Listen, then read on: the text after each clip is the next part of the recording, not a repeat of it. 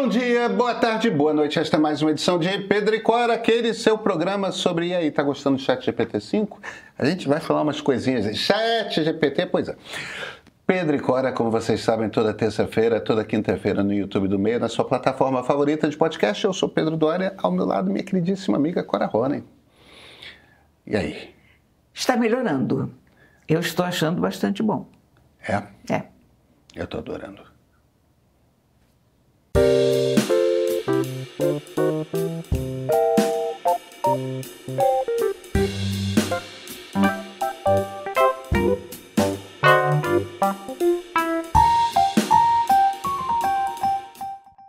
Cora, vem cá. Sua relação com o GPT-5 mudou? Olha, ele acho que melhorou, porque quando ele saiu estava ruim, né? Quando você saiu, ele veio aquela máquina fria, antipática, que não me mandava mais emoji, não fazia gracinhas para mim. Isso foi resolvido. Mas ele ainda tem problemas. Por exemplo, essa semana eu escrevi sobre mosquitos e eu comecei falando daquela clássica frase do Barão de Tararé, algo no ar além dos aviões de carreira. E eu queria um pouco de contexto sobre a frase, quando ele tinha escrito, enfim. E perguntei quem disse há algo no ar além dos aviões de carreira e quando. E ele me disse que era o Stanislau Ponte Preta. Mas assim, com toda a segurança, com convicção, me deu uma pequena biografia do Stanislau, explicou que se chamava Sérgio Porto. Se eu não soubesse que era do Barão de Tararé, eu tinha embarcado. E você tem certeza que é do Aparício e não do Sérgio? Tenho, porque é claro que aí eu fiquei inteiramente... a certeza toda que eu tinha foi para o brejo, porque quando a máquina te confronta com certeza, pelo menos a minha reação é, estou errada, né? Fui para o Google. Porque é o tipo da coisa que eu consigo imaginar alguém imaginando, sei lá de dentro do solar dos Ponte Preta, sabe? A tia Zulmira e eu tá virando. Entre uma certinha e outra, revirando-se pelas... Não, a frase poderia perfeitamente ser do Stanislau. Inclusive, eles eram contemporâneos, quer dizer, o Sérgio Porto era mais novo. O Sérgio Porto um pouquinho posterior, né? Mas eles conviveram, estavam ali na mesma faixa, né? Escreviam para os mesmos jornais. Então... O Sérgio Porto vai até os anos 60, eu acho que o Aparício Torelli morre em 76. Morre em 76? Ah, sim, senhor. Então acho que o Sérgio Porto até morreu antes. Sim, porque ele teve um ataque cardíaco muito jovem, foi. Isso. É que a gente tem aquela impressão que o Barão era mais antigo por causa daquela barba, daquele... Não, e ele escrevia nos anos 30, sim, né? Pois é. Ele era bem mais velho, ele era uma geração mais velha que Sérgio Porto, mas eles se emparelharam no tempo, digamos. Mas eu tinha essa certeza, sabe aquela coisa que você está convencida? Você só quer um pouco mais de contexto, porque eu gosto de ficar... Mesmo quando eu sei alguma coisa, eu vou lá checar se é isso mesmo, porque eu já não confio na minha cabeça, né? Aí pronto, ele disse que era o Sérgio Porto. Lá fui eu para o Google. Cliquei a frase, não. Aí tive em várias, inclusive vi publicada, né? A frase, o facsímile. Na manha ou qualquer coisa do tipo. Exatamente, estava lá, né? Na manha, exatamente. Aí disse, tá, ufa, né? E aí passei uma descompostura no chat. E aí ele reconheceu, realmente, ele botou uma florzinha me pedindo desculpas. E você tem toda a razão, mas ele ainda faz dessas. Eles sempre alucinaram e não vão deixar de alucinar. E se por acaso alguém tiver perdido aqui no que a gente está falando, muito antes de haver Porta dos Fundos, muito antes de haver Caceta e Planeta, muito antes de haver Chico Anísio e Jô Soares, havia na imprensa carioca, na imprensa brasileira, essas duas figuras, Aparício Torelli, que respondia pelo nome Barão de Tararé, e Sérgio Porto, que atendia por Stanislau Ponte Preta. que eram os dois grandes humoristas da imprensa. E eram os dois grandes humoristas da imprensa mesmo, né? Olha, satiristas, talvez mais do que... Como escreviam, né? Como escreviam. Porque aí eu peguei o... Sérgio Porto mais do que exatamente, o Barão de Tararé, né? O Barão era basicamente um homem de frases de gracinhas, de boas piadas. Né? Aquela coisa dele é muito famosa. Quando ele apanhou da polícia, né? A polícia foi lá no jornal, carregou ele. Governo Getúlio, ditadura do Estado Novo. Exatamente, cobriu de porrada. Quando ele voltou, ele botou uma placa na porta dele: entre sem bater. Essa é uma história muito famosa do Barão de Tararé. Uma das muitas. É o cara que inventou para os fascistas o apelido de Galinhas Verdes, né? Não, ele era uma pessoa interessantíssima. Mas, você vê, o ChatGPT ainda... A gente não pode confiar no chat. Não. Mas, você sabe onde que o chat está cada vez melhor? Isso eu já disse algumas vezes e continuo notando isso. Ele está cada vez melhor na correção do meu texto. E aí... Isso tem a ver com o Chat 5 em relação ao Chat 4. Não, e aí vou te dizer o seguinte, que parece que é falta de modéstia ou qualquer coisa, mas não é. É só uma questão de estilo. É porque o meu estilo é muito anti-ChatGPT. Eu tenho frases muito irregulares. Eu, às vezes, escrevo um parágrafo, que é uma frase só, às vezes divido um parágrafo pequeno em 5 frases, enfim. Eu não tenho uma regularidade no meu texto. E ele, no começo, ele fazia questão de corrigir isso. Depois, eu explicava e ele continuava fazendo isso. Depois, eu gosto de usar algumas palavras esdrúxulas de vez em quando. Ele corrigia todas para uma palavra mais compreensível. Então, são assim, pequenas coisas de estilo. Claro. Ele demorou para entender que isso é estilo, digamos. Mas isso ele está entendendo cada vez mais. O Sam Altman deu uma entrevista, ele e o Greg Brockman, que é o presidente do conselho da OpenAI, os dois deram uma entrevista para o Steven Levy.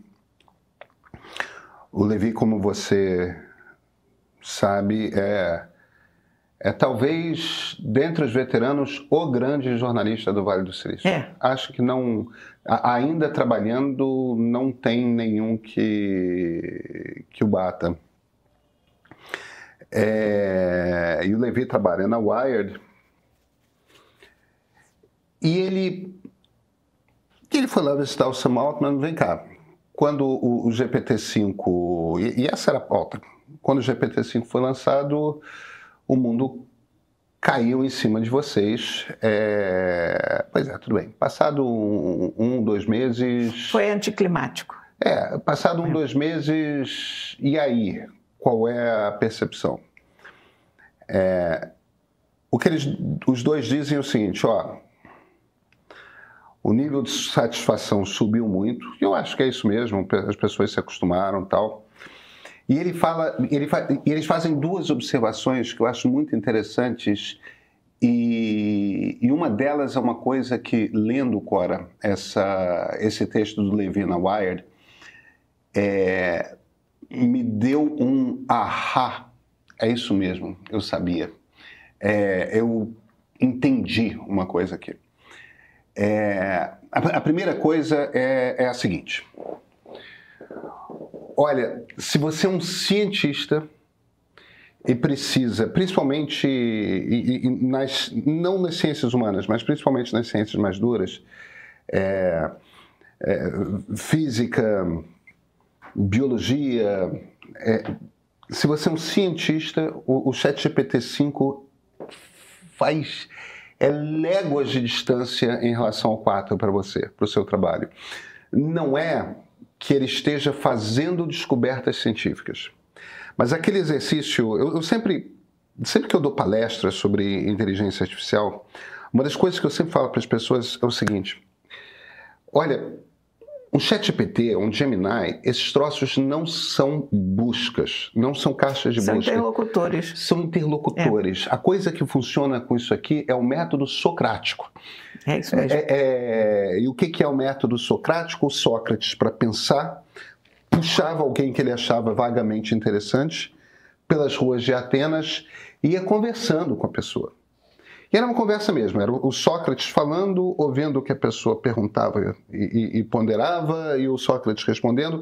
E a lógica do Sócrates com esse método socrático é que quando você fala em voz alta uma coisa que você está pensando e não está ainda muito clara para você, quando você fala em voz alta para uma pessoa, mesmo que essa pessoa não respondesse, só no ter de falar em voz alta com alguém, você já começa a organizar o seu pensamento e as suas ideias começam a ficar mais claras para si mesmo. Que é a ideia da terapia, basicamente. Claro, claro. Né? E claro. é verdade. Quando a gente anuncia, a gente entende, né? Super verdade. E claro, se você está conversando com uma pessoa que é inteligente, que é perspicaz e que, no entanto, tem uma cabeça diferente da sua, aquela pessoa traz dúvidas que não te ocorreram e ponderações que não te ocorreram, e aquilo não só melhora a precisão com que você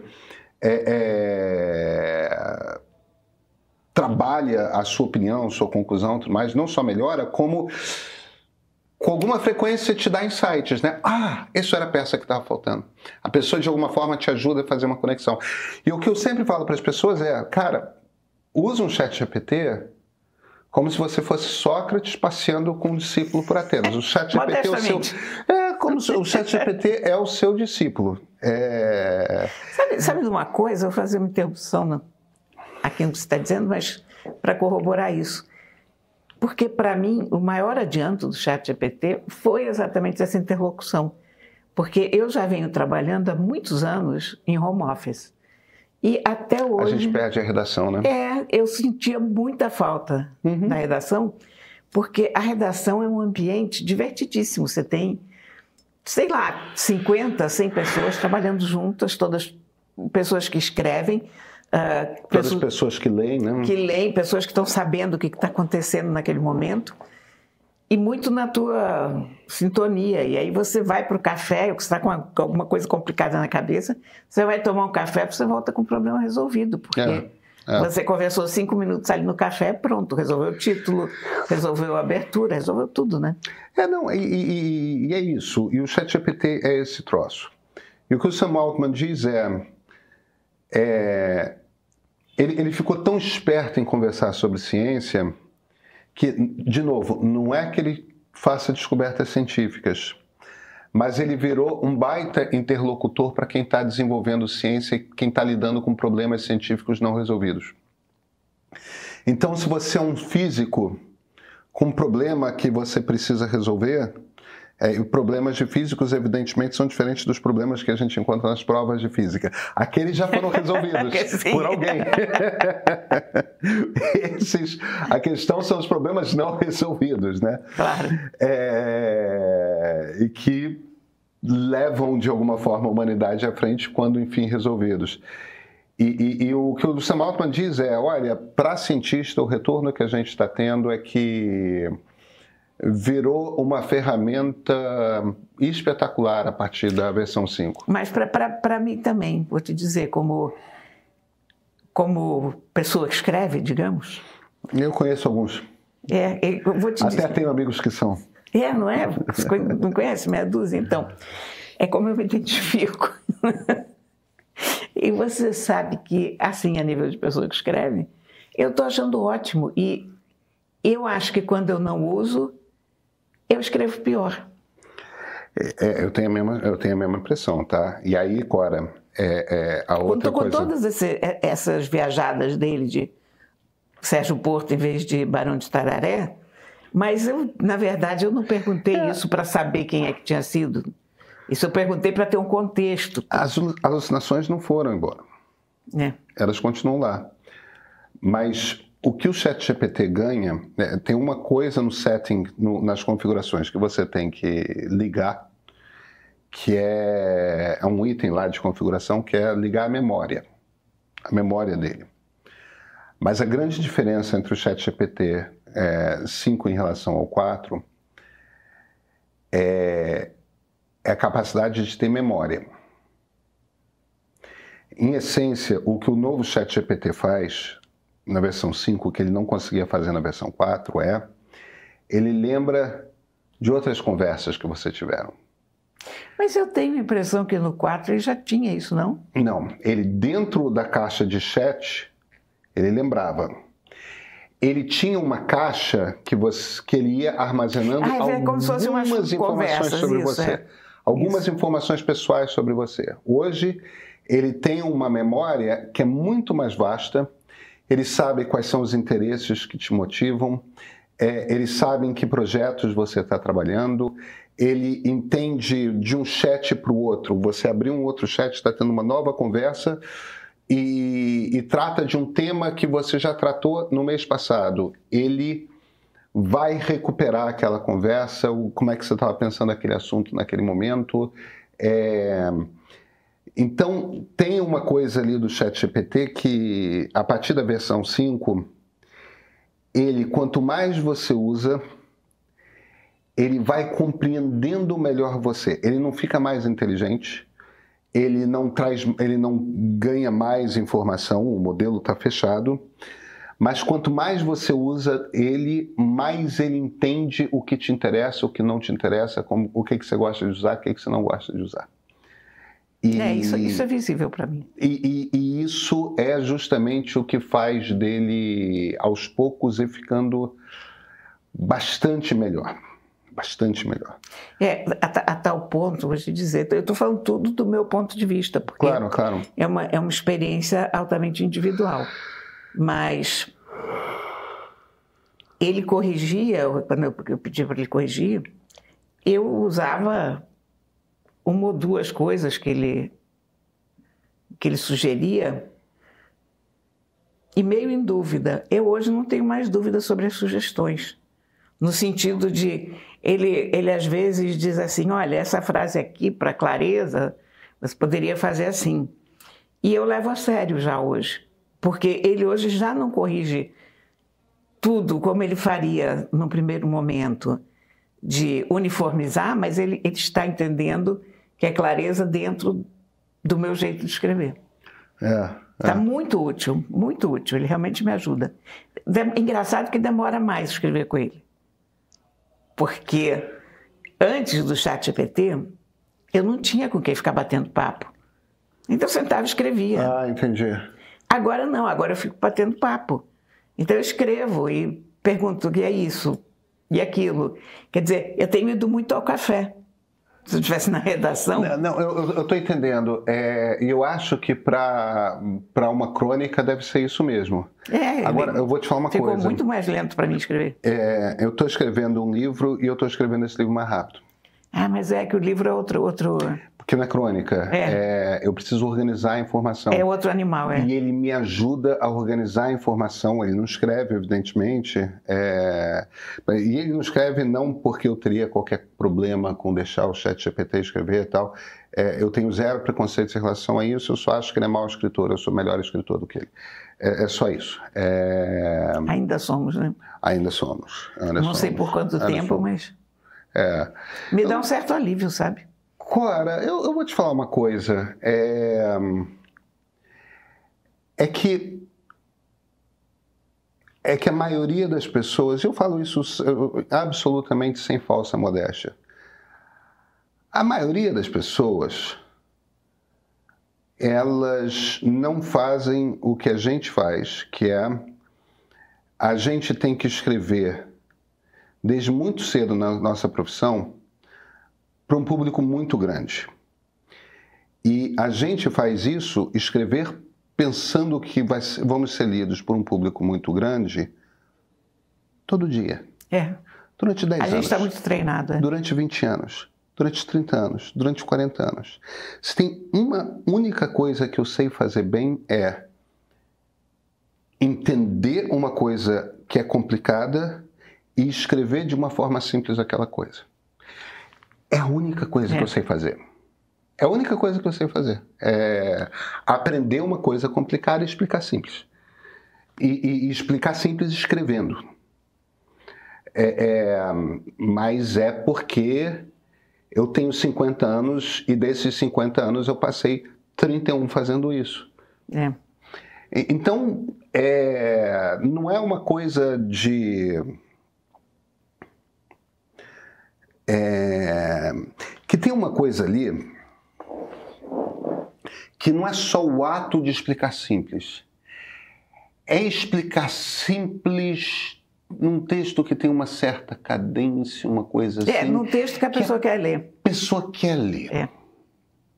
O ChatGPT escreve um texto simples e objetivo, do qual eu não desgosto, e quando eu preciso entender uma coisa, eu super leio. Mas não tem borogodó. Mas não tem borogodó. Não é uma coisa que você leia com prazer. Não é uma coisa que você leia com prazer. Sério, E eu não acho, e eu desconfio, que essa tecnologia, por conta da natureza dela, vai demorar um pouco para ter borogodó. Porque, eu não estou dizendo que não vai chegar lá, mas como ele faz um texto que é meio que a média dos textos, é média. É média. É o mesmo problema das ilustrações. É o mesmo problema das ilustrações. Eu hoje começo a ver ilustrações. No começo, eu fiquei muito entusiasmada com a ilustração de inteligência artificial. Hoje eu olho e digo, tá, e aí?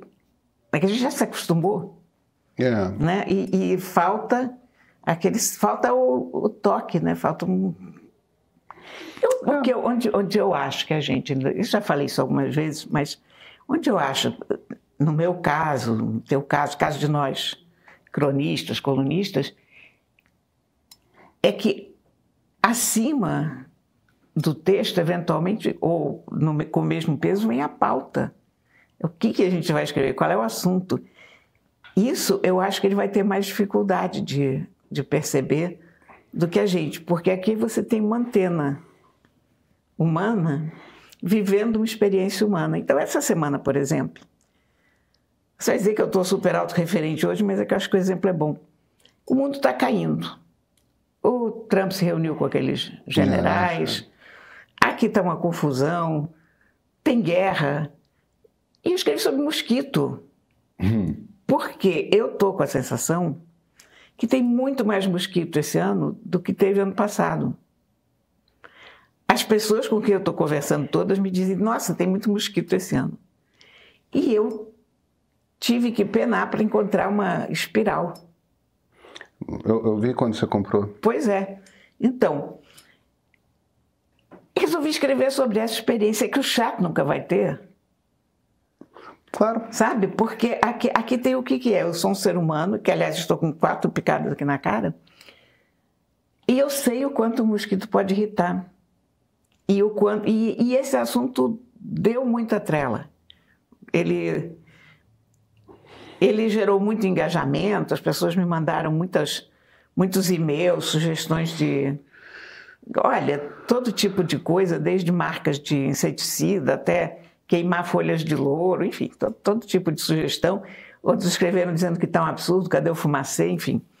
E deu muita discussão nas minhas redes sociais também. Então você vê que você tocou num ponto que encontrou ressonância do lado de lá, né?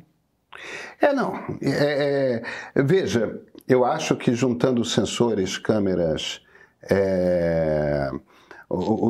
essas IAs vão em algum momento ser capazes de fazer tudo isso. Eu não acho que eu seja insubstituível, tudo mais, tal, mas por enquanto é um bom jovem Platão para o eu Sócrates, sabe? Mas é um jovem Platão para o meu eu Sócrates, que todo mundo pode ser Sócrates à vontade com o seu jovem Platão, que ele está aí para todo mundo. Modestamente. Modestamente. Cora, não estou vendo o livro, o que passa? O que passa é que eu li um livro maravilhoso. E aí peguei esse livro e disse, eu tenho que botar esse livro aqui em algum lugar que eu me lembre para pegar esse livro para escrever na terça-feira. O resultado é que eu virei a minha casa toda de perna para o ar hoje, não encontrei o raio do livro. Porém, eu trouxe o livro aqui. No seu micro Kindle. No meu Kindle. Aqui, ó. Capturei até a capa dele. Eu vou pedir que a gente bote a fotinha para todo mundo ver. Se chama Estranhos no Cais, um retrato de uma família, de um escritor chamado Tesh O. Tesh é o que? Escocês? Galês? Não, ele é malaio. Malaio. Ele é de uma família chinesa.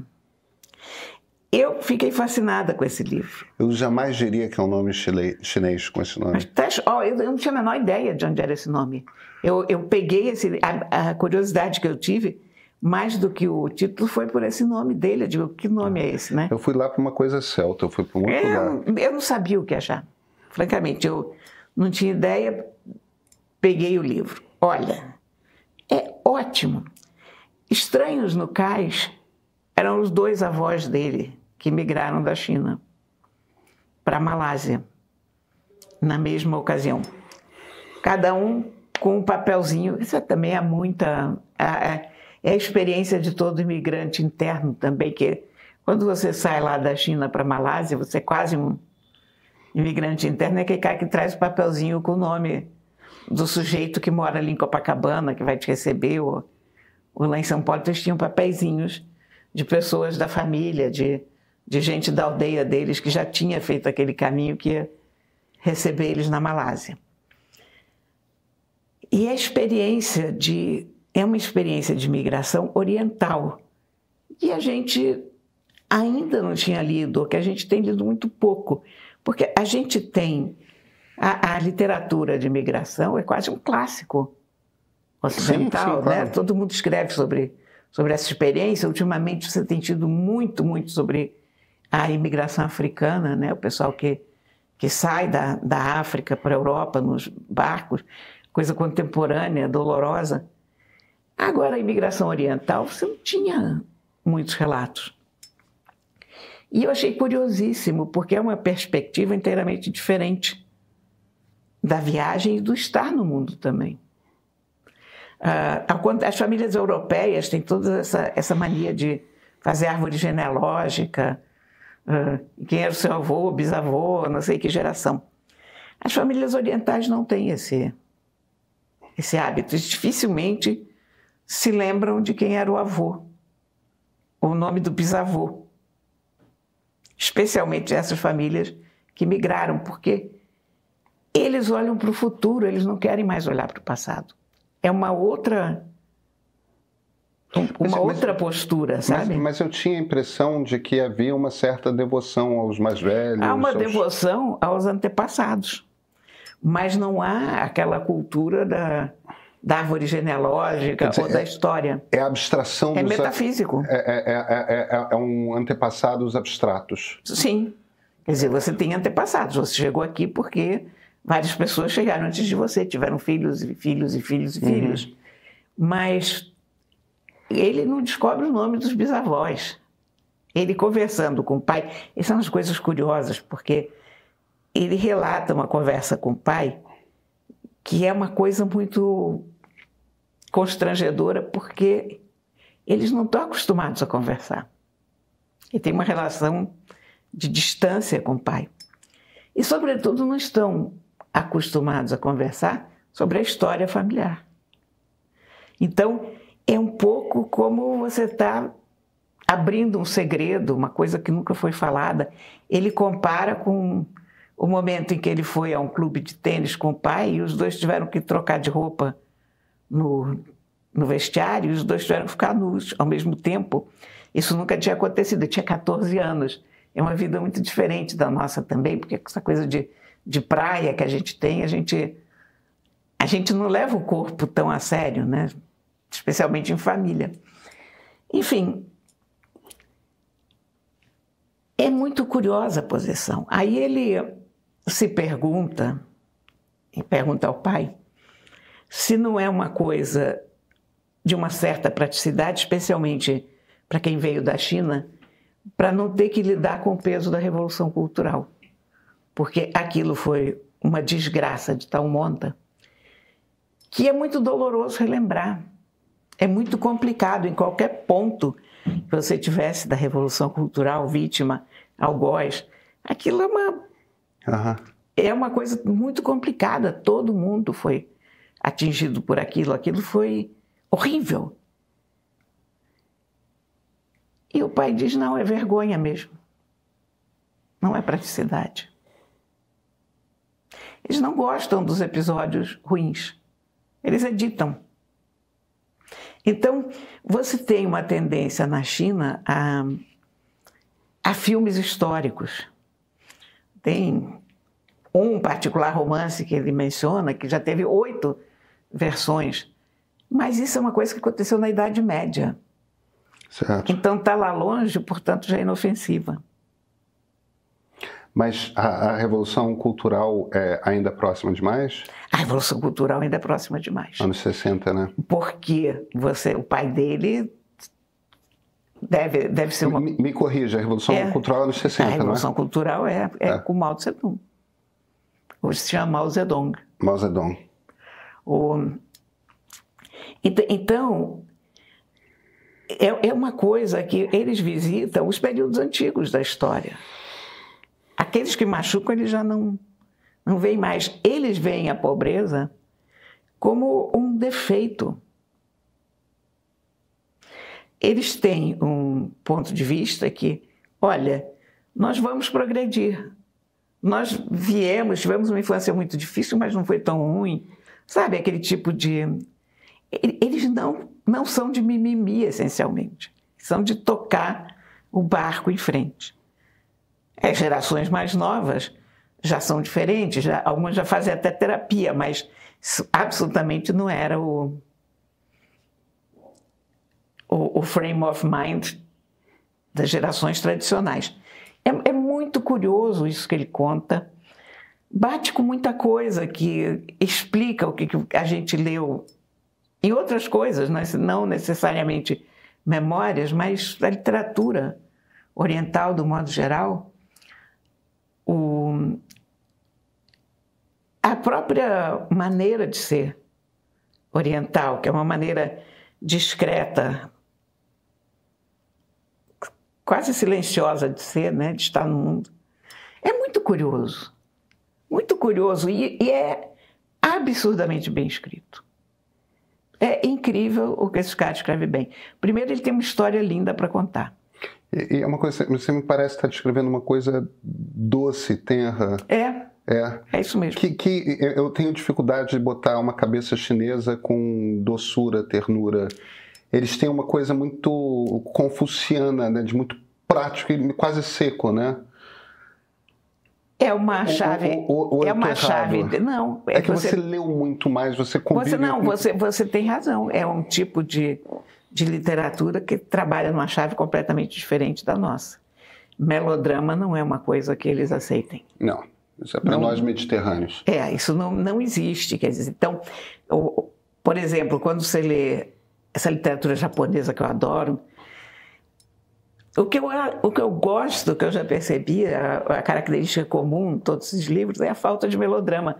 É contar casos absolutamente horríveis, pesados, mas da forma mais pragmática possível. Os coreanos têm um quê de melodrama? Os coreanos têm isso também, mas os coreanos fazem o melodrama. Eles têm um...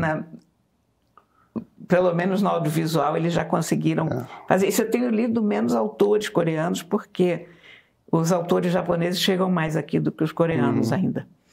Mas os chineses que eu li, todos são muito pragmáticos. É uma literatura... É muito curioso. Você começa a ler e você percebe que é oriental. E esse cara, você sentiu que é um pouco diferente? Não, ele também é oriental.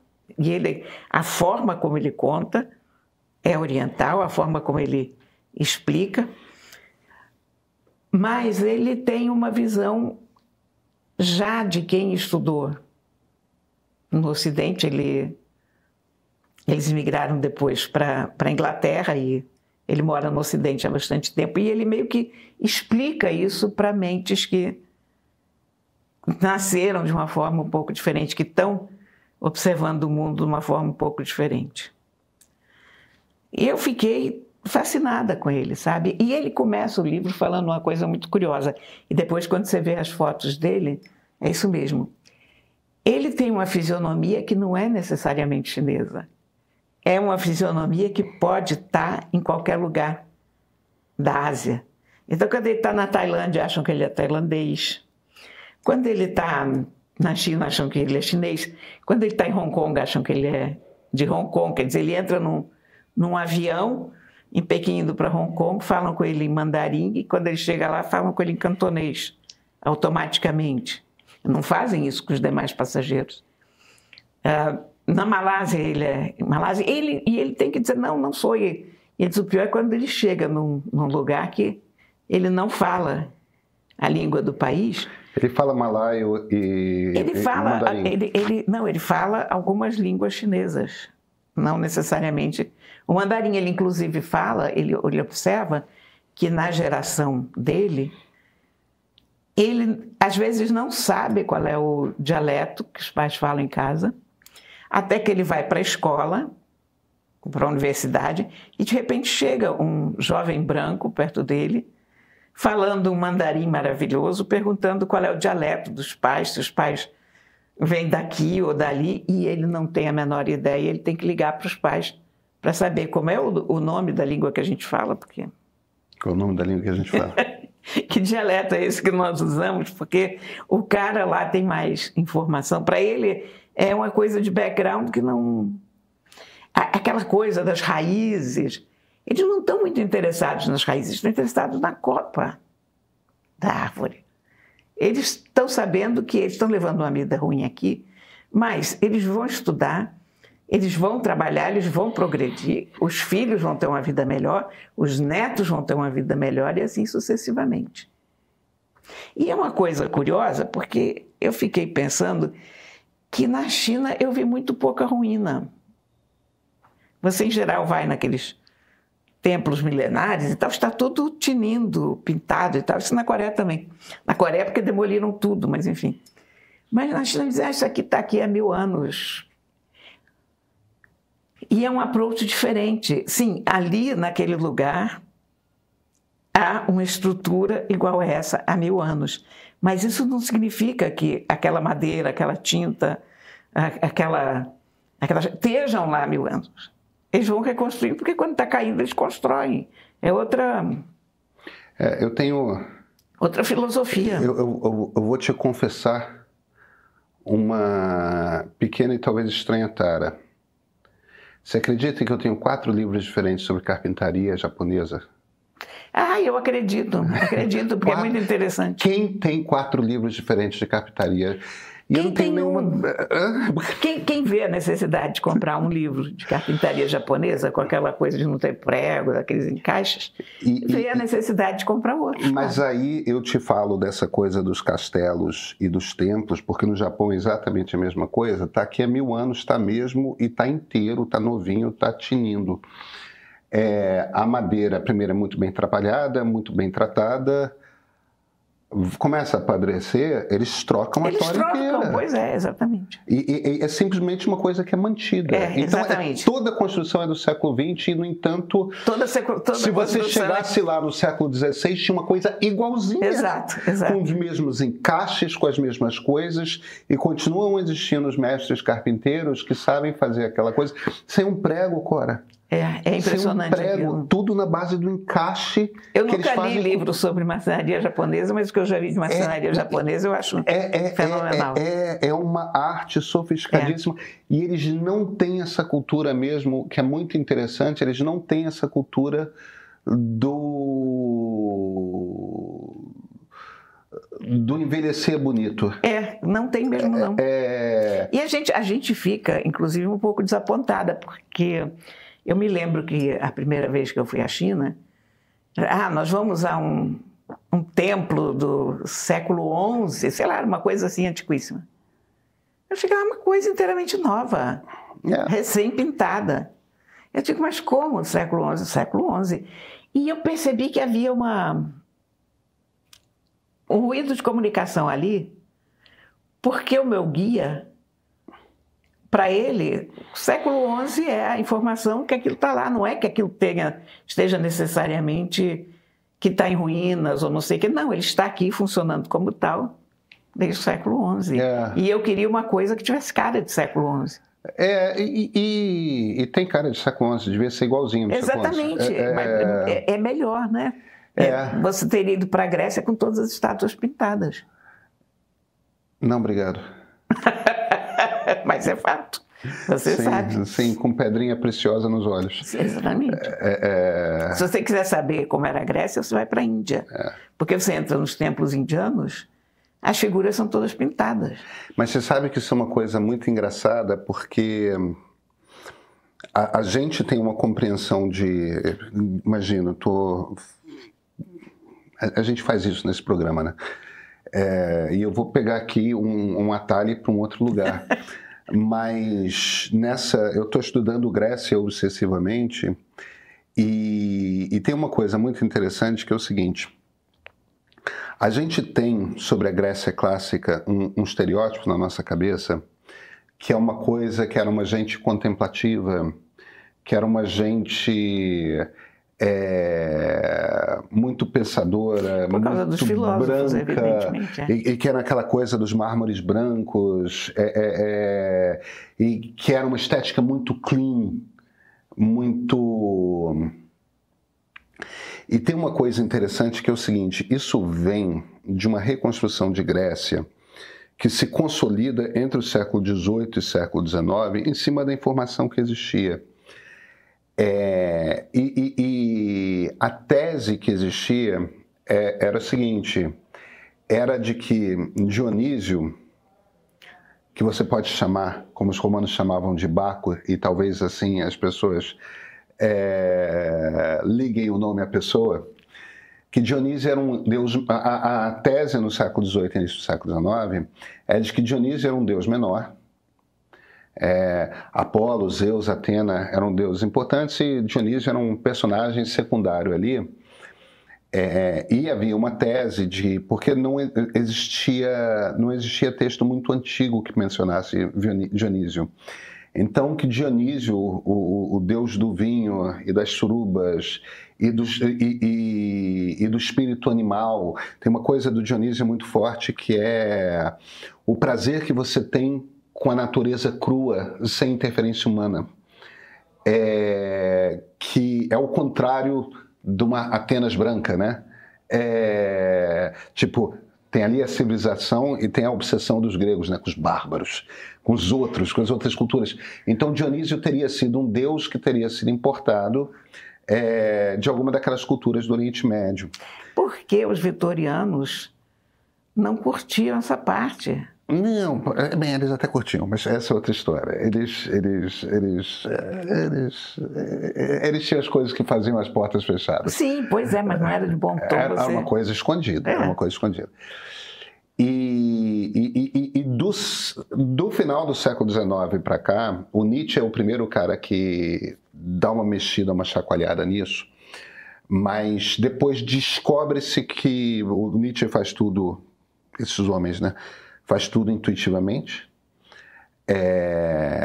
Ele que põe o adjetivo dionisíaco na praça, mas depois, por conta de interpretação textual e novas descobertas arqueológicas, descobre-se primeiro que Dionísio, na verdade, é um dos primeiríssimos deuses do panteão grego em termos de antiguidade.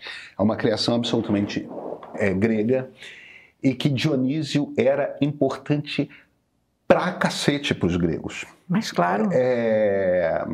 E que a coisa apolínea em relação à coisa dionisíaca, né? O Apolo, que é o perfeito, organizado, limpo, lindo, o sol, e o Dionísio, que é o selvagem, sempre embriagado, atrás das ninfas e tudo mais, é quase que um yin e yang grego. As duas coisas eram simultaneamente verdades e presentes na cultura grega, e os gregos não eram limpinhos e organizados não, pelo contrário, celebrava-se a natureza não tocada pelo ser humano, celebrava-se todos os instintos e a selvageria, e eles não eram... É engraçado que aquilo não era limpinho. A gente tem uma... E é engraçado que, embora no século XX, desde a primeira metade do século XX, muito dessas coisas já sejam sabidas, Na cabeça da maior parte das pessoas permanece o estereótipo daquela Grécia limpa mas permanece porque tudo que a gente vê nos museus são estátuas limpas. Sim, a cor foi toda embora. Porque a cor se perdeu. A cor foi toda embora. Mas seria totalmente antinatural, porque se você vê as coisas egípcias são muito coloridas, em praticamente todas as civilizações você encontra coisa com muita cor, onde você não tem cor é porque ficou exposto aos elementos, né? Quando você vai ali para o Camboja, por exemplo, ali está tudo apagado, mas ali evidentemente também era muito colorido. E tem uma coisa dos pigmentos, da qualidade dos pigmentos que os gregos usavam também, que é uma coisa que se perde no tempo. E a coisa do clima no Egito, que preservou tudo. É muito seco, né? É muito seco. E na China e na Índia, seca também, mas você tem essa coisa da conservação contínua. É o que, no fim das contas, quer dizer, essencialmente... No Oriente, digamos, né? A diferença... a diferença essencial que existe em como que cada cultura se relaciona com o passado, né? É por isso que esse livro é bom. O livro é muito curto. Esse livro do Tesh O, Estranhos no Cais, ele não tem 90 páginas. Nossa. Ele é um trocinho desse tamanho, acho que por isso que eu perdi também, porque é muito fininho, some. É um panfleto. Olha, aliás, eu esqueci de dizer, ele é uma edição da Todavia, e ele tem uma ótima tradução. Eu vou te dizer aqui de quem é essa tradução, eu tenho que achar aqui no meu Kindle. Ai, meu Deus. Agora ele foi traduzido do Malai? Não, do inglês, porque o Tesh O... escreve em inglês. Ele foi para a Malásia, depois eles foram para a Inglaterra e ele estudou lá. Marcela Lanius, excelente tradução. E edição da Todavia. E eu comecei a ler um outro livro dele, porque naturalmente nessa altura eu quero ler mais coisas dele. Aí já é um romance, se chama The Salt. O que estou achando extraordinário. E eu espero que seja traduzido em breve, porque que escritor importante, sabe? Muito bom. Que bacana. A gente se vê na quinta-feira? Sim, senhor. Até quinta-feira.